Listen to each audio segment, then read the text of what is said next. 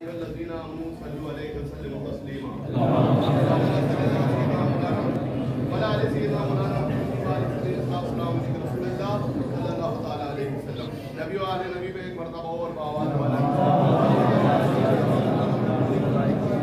سيدنا مولانا محمد رسول اللہ صلی اللہ تعالی علیہ وسلم. ماہ محرم المبارک کی محرم الحرام کی آخری چند ساعتوں میں ہم لوگ یہاں پر حاضر ہیں. اللہ تبارک و تعالیٰ نے ہم پر بڑا کرم فرمایا. ماہ محرم نے ہم کو عطا کیا، نیا سال عطا کیا. اسی سال میں معروف ہے، جیسے سیرت نبی معروف ہے ویسے شہادت امام حسین بھی معروف، کہ جس کی رگوں میں آتش بدرو حنین ہے، جس کی رگوں میں آتش بدرو حنین ہے، اس سورما کا اسم گرامی حسین ہے. جو بندہ جانے جانا ہے، جو بندہ جانے جانا ہے، اسے جانے سے کیا مطلب؟ اور جو محو روح جانا ہے، جو محو روح جانا ہے، اسے ہوشانے سے کیا مطلب؟ سب نے حضرت امام حسین رضی اللہ تعالیٰ عنہ نے کیا کام کیا، بات اس پہ چل رہی تھی کہ آخر حضور پاک صلی اللہ علیہ وسلم کی پوری زندگی ہمارے لیے ایک آئیڈیل. حضور پاک صلی اللہ علیہ وسلم نے صرف ہاتھ پیر ہی نہیں چوموایا، حضور پاک صلی اللہ علیہ وسلم نے میدان خندق میں خندق بھی کھودی اور دیکھ کے میدان جہاد میں پیٹ پہ پتھر بھی پڑے. اور یہ خانہ جنگی جو ہوئی، چاہے وہ حضرت علی کے دور میں ہوئی ہو، امام حسین رضی اللہ تعالیٰ عنہ باطل کے خلاف ڈٹ گئے ہوں، یہ خانہ جنگی تو حضور پاک صلی اللہ علیہ وسلم کے دور میں ہو نہیں سکتی. حضور پاک صلی اللہ علیہ وسلم کی پوری زندگی ہم کو پیغام دیتی ہے. حضور پاک صلی اللہ علیہ وسلم کی زندگی ایک آئیڈیل یہ بھی تو چھوڑ کے جانا تھا، تو حضرت امام حسین رضی اللہ تعالیٰ عنہ کو اس کے لیے انتخاب کیا. بات یہ بتانا تھی، ایک حدیث بیان کی تھی، من رأى منکم منکرا فلیغیرہ بیدہ، اس پہ بات ہونا تھا. لیکن اب وقت گزر گیا ہے، انشاءاللہ رحمان ہوگی، لیکن تھوڑی سی کہ یہ ہوا کہ حضور پاک صلی اللہ تعالیٰ علیہ وسلم اپنے 5-7 صحابیوں کے ساتھ جا رہے ہیں. بخاری اور مسلم کی متفق علیہ حدیث، اس میں حضور پاک صلی اللہ تعالیٰ علیہ وسلم کی نالین مبارک ٹوٹ گئی. حضرت علی رضی اللہ تعالیٰ عنہ نے وہ آپ کی جوتی مبارک، نالین مبارک لے لی اور کہا لائیے میں اس کو ڈال دیتا ہوں. آپ رک گئے. حضور پاک صلی اللہ تعالیٰ علیہ وسلم تھوڑا آگے نکل گئے.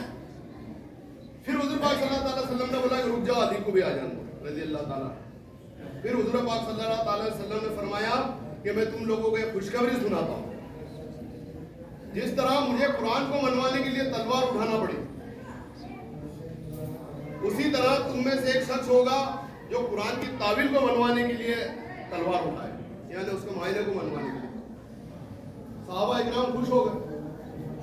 حضرت عمر فاروق رضی اللہ تعالیٰ عنہ نے فرمایا کہ کیا میں وہ ہوں گا؟ حضرت ابو بکر صدیق، عثمان غنی اور بھی صحابہ تھے. حضور پاک صلی اللہ تعالیٰ علیہ وسلم نے فرمایا کہ نہیں، وہ ہوگا جو میری جوتی ڈاک رہا ہے، یعنی حضرت علی رضی اللہ تعالیٰ عنہ. اب یہ خارجیوں سے جنگ ہوئی تو یہ کائے کے لیے تھے، اللہ نور کی قرآن کو صحیح نہیں سمجھ پا. جن کے یہاں حضور پاک صلی اللہ تعالی وسلم نے فرمایا کہ میں علم کا شہر ہوں اور علی اس کا دروازہ، وہ بولے آپ نہیں سمجھ پائے. خارجیوں سے جنگ ہوئی. برحال یہ جو دو باپ بیٹے حضرت علی رضی اللہ تعالیٰ عنہ اور حضرت امام حسین رضی اللہ تعالیٰ عنہ، ان کی زندگی بھی ہمارے لیے آئیڈیل ہے کہ جب عوام نہیں مان رہی ہو تو اس کو کیسے ٹھیک کیا جائے، یہ حضرت علی کی سیرت سے دیکھو. اور جب حکمراں ظلم کریں، حکمراں زیادتی کریں، حکمراں لوگوں کے گھر توڑیں، حکمراں اپنے شہریوں کو باعزت زندگی نہ دیں، تو امام حسین کی زندگی آپ کے لیے نمونہ ہے. امام حسین کی زندگی آپ کے لیے نمونہ ہے. کیا کام کیا حضرت امام حسین نے کہ سب نے خدا کی راہ میں بستر لگا دیے، استقامت کے ساتھ ڈٹ گئے. سب نے خدا کی راہ میں بستر لگا دیے، ایوان حق کی نیو میں پتھر لگا دیے، جو پتھروں سے رک نہ سکے سر لگا دیے، اور سر بھی 2 پاروں میں 72 لگا دیے۔ یہ کام کیا حضرت امام حسین۔ امام حسین کا نام سنتے ہیں، امام حسین کا مانتے ہیں، امام حسین کے لیے اپنی جان قربان کرنے کا حوصلہ رکھتے ہیں، لیکن امام حسین رضی اللہ تعالیٰ عنہ کی سیرت پہ عمل نہیں کرتے۔ اگر فکر حسین ہی زندہ ہو جائے، اگر فکر حسین ہی زندہ ہو جائے تو یہ سمجھ لیجیے کہ آج بھی 72 لوگ نظام بدل سکتے ہیں۔ حضور پاک صلی اللہ علیہ وسلم نے فرمایا کہ تم لوگوں میں سے 12,000 ایمان والے اس بنا پر نہیں ہار سکتے کہ ان کی تعداد کم۔ جہاں پر بھی 12,000 ایمان والے لوگ ہوں گے، اگر وہ کہیں ڈٹ جائیں گے تو وہ جیت جائیں گے۔ اب ہم لوگ اپنا حال دیکھ لیں۔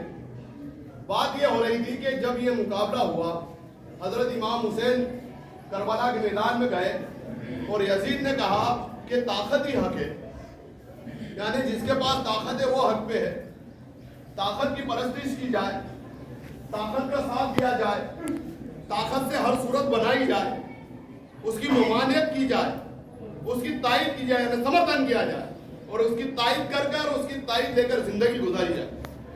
یہ یزید کی سوچ ہے۔ حضرت امام حسین اس کے خلاف کھڑے ہوئے اور حضرت امام حسین رضی اللہ تعالیٰ عنہ نے فرمایا کہ طاقت ہی حق نہیں ہے بلکہ حق ہی طاقت ہے۔ دیکھیے ایک ہی جملہ، صرف لفظ ادھر ادھر ہو۔ حضرت امام حسین نے فرمایا کہ طاقت ہی حق نہیں ہے، حق ہی طاقت ہے، یعنی طاقت کا ساتھ نہ دیا جائے، طاقت کی پیروی نہ کی جائے، حق کا ساتھ دیا جائے۔ حق کا ساتھ دیتے ہوئے اگر طاقت تم کو کچل بھی دے تو بھی تم زندہ ہو جاؤ گے۔ طاقت کا ساتھ دیتے ہوئے طاقت آپ کو کچل بھی دے تب بھی آپ زندہ ہو جاوید ہو، تابندہ ہو۔ یہ میسج دیا حضرت امام حسین رضی اللہ تعالیٰ عنہ نے۔ حضور پاک اب ایسا اگر ہمارے سامنے وقت آ گیا تو ہمیں کیا کرنا؟ ایک شعر میں کہ اگر ایسا وقت آ گیا تو ہمیں کیا کرنا؟ وہ سر کٹا کے یہ پیغام دے گئے ہیں ہمیں، وہ سر کٹا کے یہ پیغام دے گئے ہیں ہمیں کہ میری یاد میں نہ مسرور بین ہو جانا، کہ سب پڑھو مرثیے وغیرہ، یہ کالے کپڑے پہنو اور خوب ماتم کرو، یہ کرو، یہ حقیقت نہیں، یہ تمہاری حقیقت ہے۔ وہ سر کٹا کے یہ پیغام دے گئے ہیں ہمیں کہ میری یاد میں نہ مظنون بین ہو جانا، جب بھی حق و باطل کی جنگ آ جائے اس مقام پہ تم بھی حسین ہو جانا۔ حضور پاک صلی اللہ تعالیٰ علیہ وسلم نے اس کے لیے 3 آئیڈیا مقرر کیے۔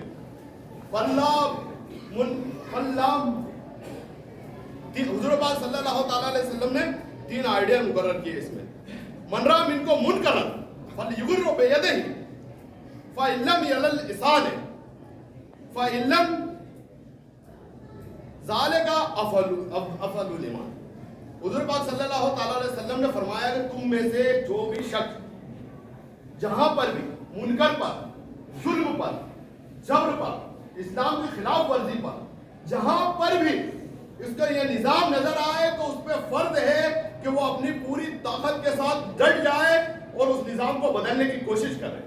فَلْيُغِرُّ بِيَدِهِ، اپنی پوری طاقت کے ساتھ ڈٹ جائے اور اس نظام کو بدلنے کی کوشش کرے۔ پھر حضور پاک صلی اللہ تعالیٰ علیہ وسلم نے ارشاد فرمایا، اپنی امت کا خیال فرمایا، قیامت تک آنے والی امت کا خیال فرمایا کہ ہر کسی کے دل میں ایسا کلیجہ نہیں ہوتا، ہر شخص نہیں ڈٹ سکتا۔ پھر اس کے لیے فرمایا فَبِلِسَانِهِ، اگر تم ڈٹ نہیں سکتے، مقابلہ نہیں کر سکتے تو فَبِلِسَانِهِ، پھر زبان سے برا ہو، زبان سے اس کی مخالفت کرو، اس کا ساتھ نہ دو۔ پھر آقا علیہ السلام نے اور کرم فرمایا، اور آقا علیہ السلام نے فرمایا کہ اگر آپ زبان سے بھی نہیں بول سکتے ہو تو پھر دل سے برا جانو، پھر دل سے برا جانو، اور جب دل سے برا جانتے ہو تو اس کے لیے فرمایا فَذَلِكَ أَضْعَفُ الْإِيمَانِ، کہ تمہارے ایمان کا آخری درجہ ہو۔ یعنی کہ اگر آپ دل سے برا جانتے ہو تو پھر اس کا ساتھ نہ دو، اس کے ساتھ الائنس نہ کرو، اس کے ساتھ کھڑے نہ ہو، کیونکہ ذالک اضعف الایمان سے تو یہ سمجھ لیے کہ آخری درجے میں تو ہم لوگ آ ہی چکے، پھر اس کے ساتھ کھڑا ہو جانا یعنی کہ پھر ظلم کا ساتھ دینا۔ اگر پھر ظلم کا ساتھ دیا تو پھر میری یہ سمجھ میں نہیں آتا، اور آپ لوگ خود سوچ سکتے ہو کہ ذالکا اضعف الایمان کے بعد کیا بات ہوگی. ذالکا اضعف الایمان، اور یہ حدیث پاک پہ انشاءاللہ رحمان پھر اگلی بار اگلے جمعے میں انشاءاللہ رحمان پھر اس پہ مزید بات ہوگی. اور بات کو یہ ختم کرتا ہوں واپس سے اسی موضوع کے ساتھ کہ دور حیات آئے گی قاتل قضا کے بعد.